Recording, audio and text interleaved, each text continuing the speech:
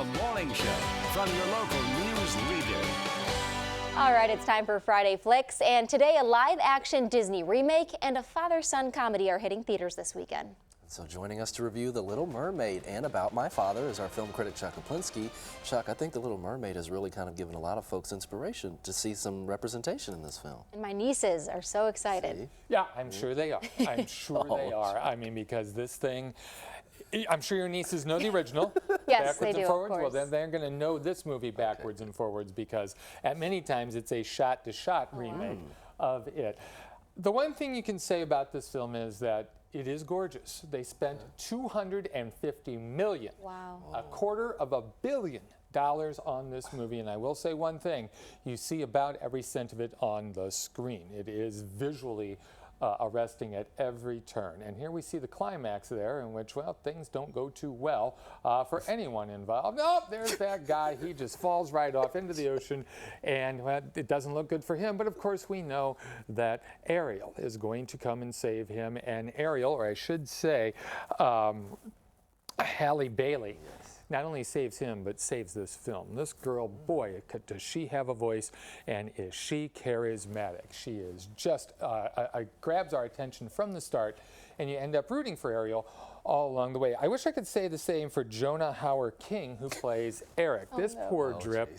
I mean, the kid is fine, but I mean, he does not have the charisma that this young lady does, and that doesn't work because as I was watching this film, I'm thinking, okay, Ariel's going to leave this guy. Okay, a few years she's going to realize this guy just doesn't have it, and There's a better guy. and, yeah, there's a better guy somewhere out there. Whoa, that's another movie.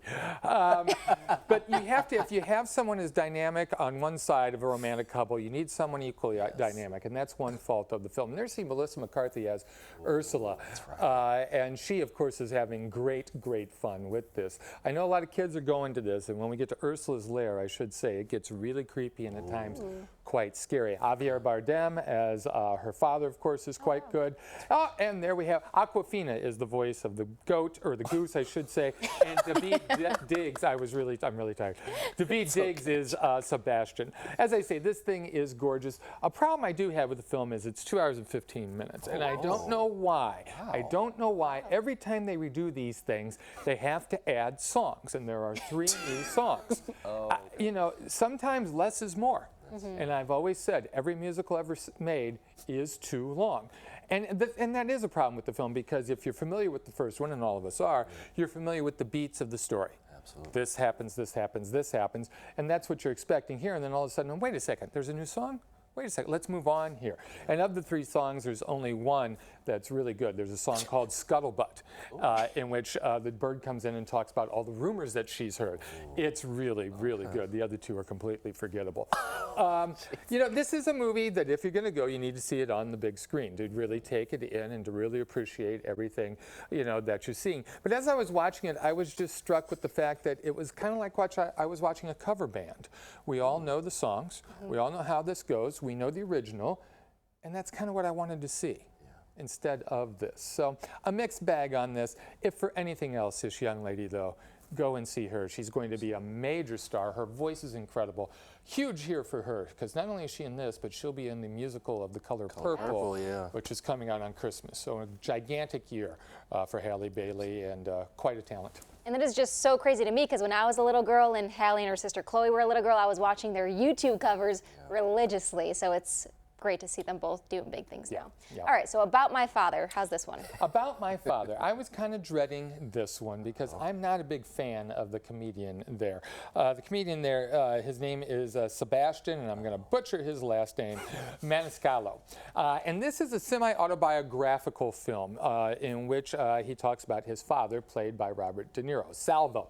Salvo owns a fashion salon in Chicago, and just like every Italian parent, he whips out the guilt on his kid whenever something doesn't go his way. You know, he's come over, he's like, you know, all I do is to make a better life for you, that's everything.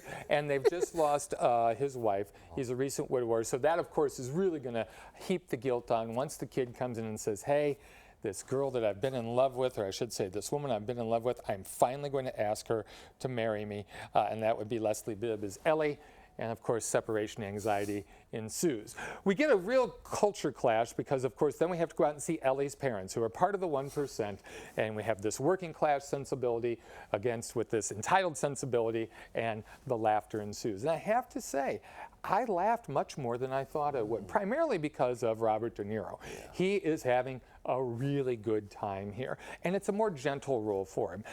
Some of those comic roles that he's taken on over the course of his career have seemed rather forced. Yeah. This one doesn't.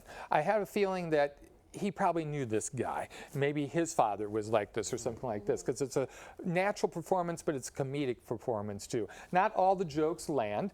You know, the comic himself, Sebastian, his stuff is okay.